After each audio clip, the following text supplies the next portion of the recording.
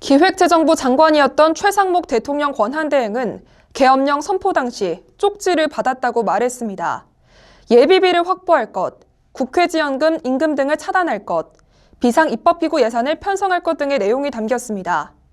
당시 조태열 외교부 장관도 대통령으로부터 직접 종이 한 장을 받았다고 증언했고, 한덕수 총리와 행안부 장관 등 다른 국무위원들은 물론 경찰청장도 계엄하에서의 조치사항 등을 전달받은 것으로 전해집니다. 대통령은 본인은 관여하지 않았고 국방장관이 작성했을 거라고 말하고 있지만 계엄 세력으로부터 쪽지가 나온 건 분명해 보입니다. 그럼 여기서 궁금증이 생깁니다. 국방장관은 이렇게 세세한 기재부와 외교부 등 개별 부처의 업무를 어떻게 알고 있었을까요? 국방장관이니까 당연히 군에 대해선 잘 알고 있겠지만 계엄 하에서의 외교장관, 기재부 장관이 무슨 일을 해야 하는지는 제대로 알 수는 없었을 겁니다.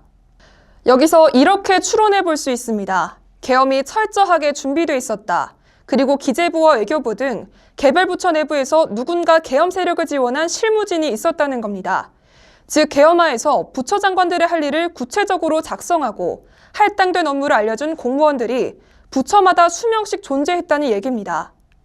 그렇다면 계엄 세력은 꼭 국방부 관련자들뿐만 아니라 정부기관 요소까지 널리 퍼져 있다는 건데요.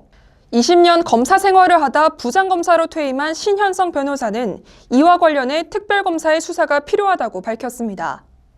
신 변호사는 검찰 특수본이 현재까지 계엄 수뇌부들만 조사했지 계엄 수행 과정을 뒷받침했을 참모 역할, 즉 브레인들에 대한 조사를 하지 않고 있다고 지적했는데요.